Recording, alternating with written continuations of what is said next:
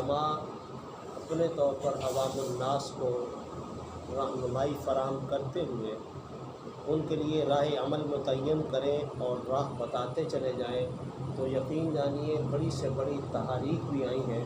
तो अल्लाह रब्बुल इज़्ज़त के फज़ल व करम से उलमा सद्दे सिकंदरी बने और उनको मुंह तोड़ जवाब दिया और बिल आखिर अल्लाह ने फ़तह से हमकनार किया।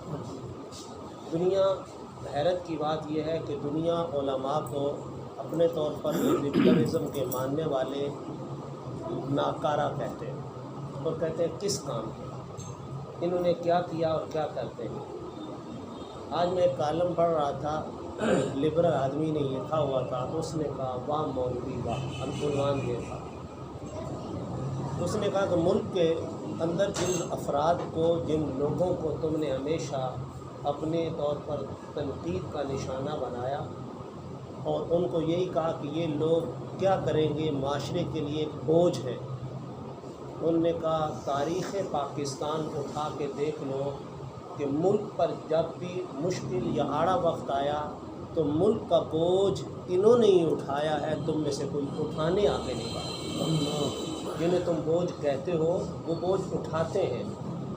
अभी कहते साज़ा तरीन सूरत हाल में सैलाब इस वक्त जो सूरत हाल है, तो हमने मदारिस के तलबा और मदारिस के उलमा को देखा जिन्होंने अपने मदरसों के दरवाज़े खोले, जिन्होंने अपने तलबा के साथ अलहदा करके गुंजाइश बना के लोगों के लिए रिहाइश फराम की, छत फराम की, खुराकें फराम कर रहे हैं, मैदान में निकले हैं उनके बच्चे बूढ़े इज़्ज़त नफ्स रखते हुए।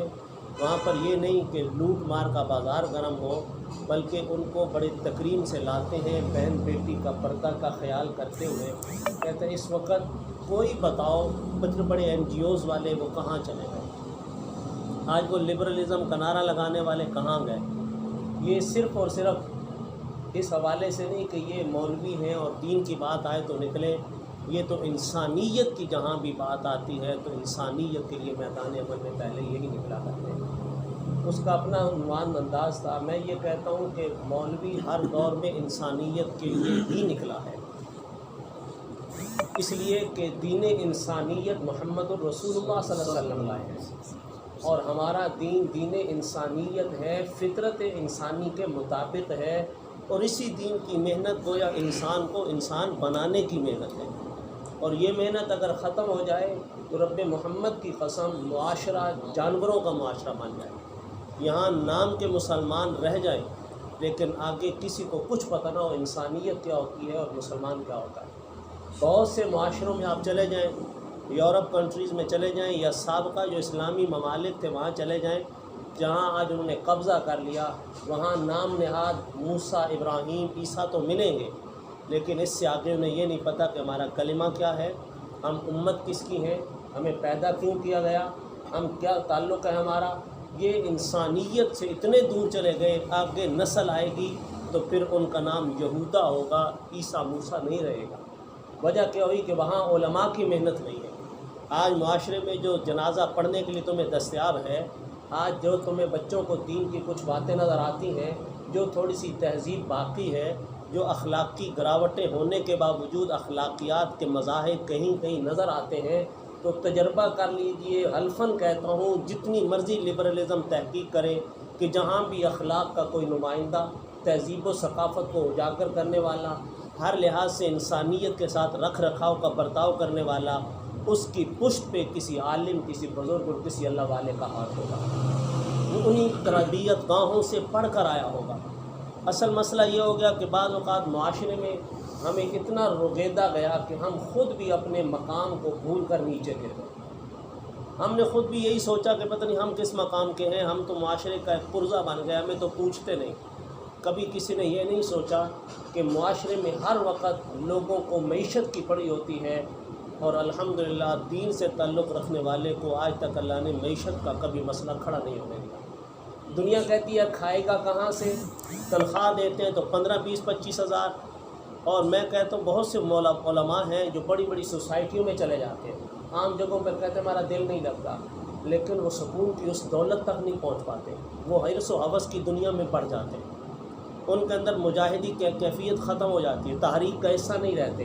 وہ جگہ جگہ جانے والی صلاحیت ان کے اندر سے معدوم ہوتی چلی جاتی ہے، اور وہ پھر بھی کہتے ہیں ہم دین کے بڑے ٹھیکیدار ہیں، ہم بڑا کام کر رہے ہیں، ہم اس سوسائٹی میں بڑا کام کر رہے ہیں۔ وہ جو چند پیسوں کی خاطر مسجد میں بیٹھ کر کام کر رہا ہوتا ہے، اللہ وہیں پہ بھیجتے ہیں کسی کو کہ جاؤ اس کا دودھ کا خرچہ تم اٹھاؤ، ڈاکٹر صاحب اس کی دوائی کا خرچہ تم اٹھاؤ، ملازم صاحب فلاں کام تم کرو، اور اس کی روز 15,000 اس ضرورت پہ خرچ ہوتا ہے، اور وہ ہر جگہ پہنچتا ہے، ہر تحریک کا حصہ ہوتا ہے، ہر تحریک کی قیادت کر رہا ہوتا ہے، اس لیے کہ اس کے اندر حرص و ہوس کی آگ جلتی نہیں۔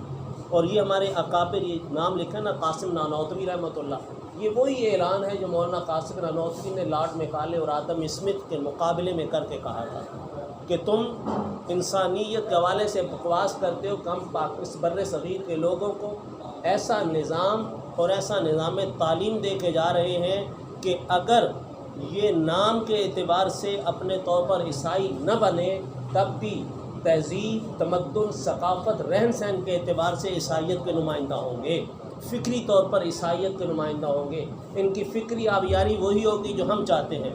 تو مولانا قاسم نانوتوی نے فرمایا میں دارالعلوم دیوبند کی بنیاد اس بات پر رکھ رہا ہوں کہ ایسی فکر والی جماعت تیار ہوگی جو فکر کے اعتبار سے، سوچ کے اعتبار سے، تہذیب کے اعتبار سے، تمدن کے اعتبار سے مکمل اسلامی ہوگی، اور محمد الرسول اللہ صلی اللہ علیہ وسلم کے دین کی پہچان اور شناخت ہوگی۔ یہ دو فکریں مقابل آئیں، ان دو فکروں کو مقابل ملا کر لازمی بات ہے پہلے دن راہیں جدا کر لی گئی کہ دنیا کمانی ہے تو یہ راستہ ہے، دین پر چلنا ہے تو یہ راستہ ہے، یہاں بھوکا بھی رہنا پڑے گا، چنے بھی کھانے ہوں گے، بڑوں سے لے کر اب تک یہی کرتا ہے۔ لوگ کہتے ہیں جی ہمارا بھی حق تو ہے، دلائل بڑے بڑے دیتے ہیں، لیکن واقعتاً اللہ تعالیٰ نے یا تو محروم رکھا ہو تو حق کا مطالبہ کرو، یا تو اللہ تعالیٰ نے کہیں کبھی عزت میں کمی کی ہو تو حق کا مطالبہ کرو۔ اللہ نے آپ کو ہمیشہ قیادت دی، اللہ تعالیٰ نے آپ کو مسلح پر کھڑا کیا، پیچھے اگر آپ واقعتاً اس مسلح کا حق ادا کرتے ہیں تو خدا کی قسم پورا محلہ آپ کو اپنا مقتدا مانتا بھی ہے، جانتا بھی ہے، عزت بھی دیتا ہے۔ اور اگر ہم اس مسلح سے وفادار نہیں رہتے، ہم اس پہ رہ کر پھر تھوڑی سی کرپشن کرنے لگتے ہیں، تو پھر نتیجہ یہ نکلتا ہے کہ ہم لوگوں کی نظروں سے گر جاتے ہیں، اور اتنا گر جاتے ہیں کہ ہمیں مقتدا تو بڑی دور کی بات، لوگ ہمارے پیچھے نماز بھی پڑھتے ہیں تو مجبوری سے پڑھتے ہیں، جس سے جگہ پر ہم کھڑے ہوتے ہیں وہاں کا حق ادا نہیں کرتے۔ آج بھی ہماری ذمہ داری حق ہے کہ جو فتنوں کے دور ہیں، ان فتنوں کے دور میں علماء اپنی مسجد و ممبر و محراب سے جو بلند بانگ اور مضبوط آواز اٹھا سکتے ہیں وہ آج نہیں اٹھ رہی۔ وجہ کیا ہوئی؟ حالات نے ایسا مستور کر دیا، چھپا دیا، ایسی قدغنیں لگا دیں کہ ہمارے اندر وہ بے باکی اور جرت کم ہونا شروع ہوئی، دبی نہیں ہے، ختم نہیں ہوئی، چنگاری ہے، سلگانے کی ضرورت ہوتی ہے، اس کو سلگانے کے لیے ماحول بنانا پڑتا ہے۔ اور تو یہ جو کانفرنسز اور یہ پروگرامات اور اجتماعات ہوتے ہیں یہ انہی چنگاریوں کو ہوا دے کر شعلہ جوالہ بنانے کے لیے ہوتے ہیں کہ آئیے میدان عمل میں نکلیے اور اپنے ساتھ قوم کو لائیے۔ اب سوال اکثر قوم کرتی ہے، آپ سے بھی، ہم سے بھی کرتی ہے، یہ نا مولوی صاحب کس کام کے پیچھے پڑے ہو؟ یہ مسئلہ تو حل ہو گیا، 1974 میں بڑا مسئلہ حل ہو گیا، قادیانی اپنے انجام کو پہنچ گئے، آپ آرام سے کیوں نہیں بیٹھتے؟ اسی سے بندہ پوچھے بھائی تیری عمر کتنی ہے؟ وہ جتنی بھی بتائے، اسے کو کیا بنایا؟ کو گھر بار رہائش بنائی؟ جی دکان بنائی ہے، بچوں کے لیے جائیداد بھی بنائی ہے، کوٹھی بنائی ہے۔ کوٹھیاں کتنی بنائی ہیں؟ 2 بنائی ہیں، ایک میں رہتے ہو، دوسری اگر دوسری خالی پڑی ہے اس کو چھوڑا ہوا ہے؟ نہیں، اس کے لیے چوکیدار رکھا ہے، اس کو حفاظت کی ہے۔ بھائی بنا دی تو سنبھالنے کی کیا ضرورت تھی؟ بن گئی پڑی رہتی۔ کہتا نہیں جناب، چیز بنا کر چھوڑی نہیں جاتی، اس کو باقی و محفوظ رکھنے کے لیے انتظامات کرنے پڑتے ہیں، ورنہ چور چکے ڈیرہ دار قبضہ گروپ آ کر اس پر قبضہ کر لے گا۔ مجھے اس کی پوری نگرانی کرنی پڑتی ہے، چوکیداری کرنی پڑتی ہے، اس کی صاف ستھرائی کا خیال رکھنا پڑتا ہے، ہر وقت چوکنا رہنا پڑتا ہے۔ تو محترم جب 1974 میں قانون بنا تو اس کے پیچھے کتنی لازوال قربانیاں تھیں کہ آج ان قربانیوں اور شہداء کی روحیں ہم سے سوال نہیں کرتی کہ ہم نے اتنی قربانیاں دے کر یہ قانون بنوایا اور تم اس کی حفاظت کے لیے کتنے تجربہ کار اور کتنے طور پر محتاط ہو اور کتنے چوکنے ہو۔ آئے دن رخنہ لگایا جاتا ہے، کبھی کسی انداز سے، کبھی کسی انداز سے، کبھی کسی چور دروازے سے آ کر ختم نبوت پر حملہ کیا جاتا ہے، کبھی کسی چور دروازے سے۔ یہ قانون بنا ہے تو اس کی محافظت کس نے کرنی تھی؟ حفاظت کے بغیر تو قانون باقی نہیں رہے گا، آئیں گے رگیل کر چلے جائیں گے، پتہ نہیں چلے گا۔ آپ نے دیکھا پچھلے دنوں ہی جب اسمبلی میں شور اٹھا اور وہ جھوٹا مجاہد ختم نبوت چیخا، اس سے پہلے حافظ عبداللہ صاحب بولے تھے سب سے پہلی تقریر حافظ حمداللہ صاحب نے کی تھی کہ یہ پاسپورٹ کے اندر انہوں نے دھاندلی کی ہے، بکواس کی ہے، شک بدلی، لیکن وہ بکواس کر رہا تھا کہاں گئے بخاری کے بیٹے، کہاں گئے فلاں فلاں، اس کے منہ پر مارنے والا کوئی نہیں تھا، لیکن حقیقت سے لوگ واقف تھے۔ اس کو اللہ تعالیٰ نے بتانا یہ تھا کہ اس کے منہ سے کہلواؤ کہ عطا اللہ شاہ بخاری امیر شریعت علامہ انور شاہ نے بنائے تھے، اور اس ختم نبوت کے قانون کے رکھوالے عطا اللہ کے بیٹے ہی ہیں۔ اللہ نے اس کے منہ سے نکلوایا، اور وہ بات ثابت ہوئی کہ واقعتاً ہمارے روحانی طور پر وہی ہیں، ہماری سلسلہ لڑی وہاں تک جاتی ہے۔ تو آپ بھی مختلف انداز سے اس قانون کے درپے ہیں۔ یہ ختم نبوت کی کانفرنس سے یہ بار بار قادیانیت کے حوالے سے لوگوں کو بتانا، خدا کی قسم حقیقت میں چوکیداری ہے اس 1974 کے قانون کی، اور اگر ہم نے یہ رکھوالی چھوڑ دی، ہر وقت بات نہ کی، تو ایک وقت نعوذ باللہ ایسا آئے گا کہ ہمیں پتہ بھی نہیں چلے گا، اور اس قانون کے ترمیم کر کے نہ جانے کیا حلیہ بگاڑ دیا جائے۔ کیوں نہیں آنے دیتے؟ 73 کا آئین کیوں نہیں نافذ ہونے دیا جاتا؟ اور 73 کے آئین کی بعض نے بات کی، آپ دیکھیے علماء کی بصارت و بصیرت، کہ 73 کا آئین مکمل طور پہ بحال کرو، بعد کی ساری ترمیمیں ختم کرو۔ اس وقت قائد جمعیت مولانا فضل الرحمان بولے تھے، اور یہ کہا تھا ہاں 73 کا آئین بحال ہوگا، لیکن 74 میں جو ترمیم ہوئی ختم نبوت کے حوالے سے، خبردار اس کو کسی نے ختم کرنے کی کوشش کی۔ 73 کے آئین کی بحالی کے روپ میں تم جو 74 کا قانون ختم کرنے کا سوچ رہے ہو، ہم یہ نہیں کرنے دیں گے۔ 73 کا آئین بحال کرو، لیکن 74 کی ترمیم کو ختم نہیں کرنے دیا جائے گا۔ تو یہ قانون کے پیچھے پڑے ہیں آج پوری دنیا۔ کیوں لایا جا رہا ہے فتنہ انگیز خان کو؟ یہ فتنہ خان کو لانے کا مقصد کیا ہے؟ کیوں اس کے پیچھے اتنی دنیا کو لگا دیا گیا؟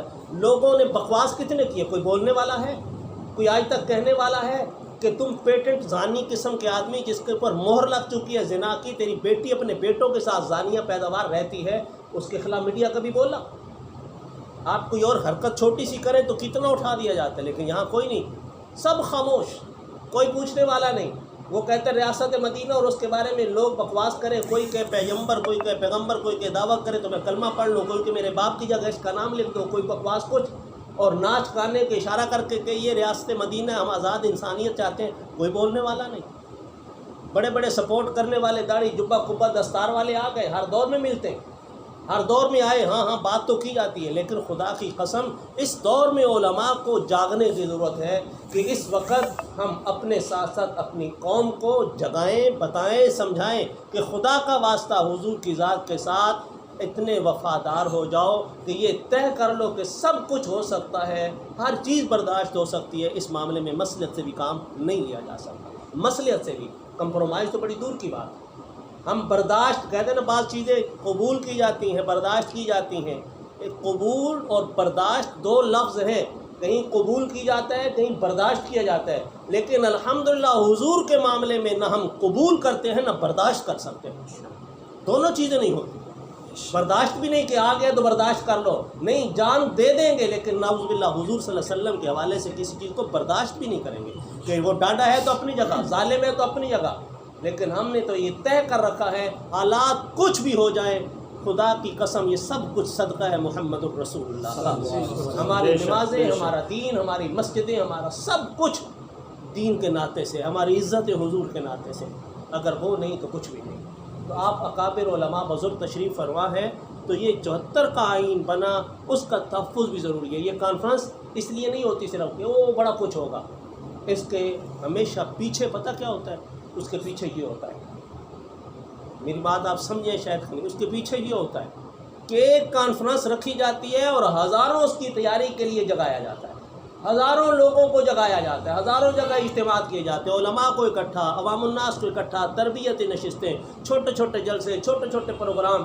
کانفرنس پہ اتنا مجمع نہیں ہوتا جتنا اس کی تیاری سے پہلے ہم ہزارہا افراد تک اس کی دعوت اس کانفرنس کے بہانے سے پہنچا دیتے ہیں۔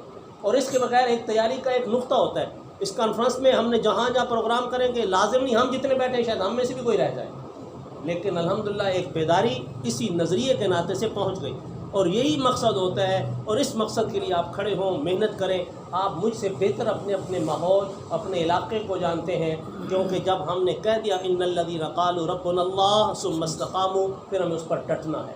اور ڈٹ کر ہلانے والے بڑے آئیں گے، جو مرضی آتے رہیں۔ اسلام کی فطرت میں قدرت نے لچک دی ہے، اتنا ہی یہ ابھرے گا جتنا کہ دبا دو گے۔ آمین وآخر دعوانا۔ ماشاء اللہ، جزاک اللہ خیر ناصر۔ مولانا نے جو بات ارشاد فرمائی آخر میں، اس میں میں یہ بات تھوڑا سا اس کو وضاحت سے کہنا چاہتا ہوں کہ جو بڑی کانفرنسیں ہوتی ہیں وہ ایک ہمارا صرف شو آف پاور ہوتا ہے، اصل یہ بہانہ ہوتا ہے عوام الناس تک بات کرنے کا۔ اگرچہ ہم جمعے کے خطبوں میں، اپنے دروس میں، اپنی نجی مجالس میں بات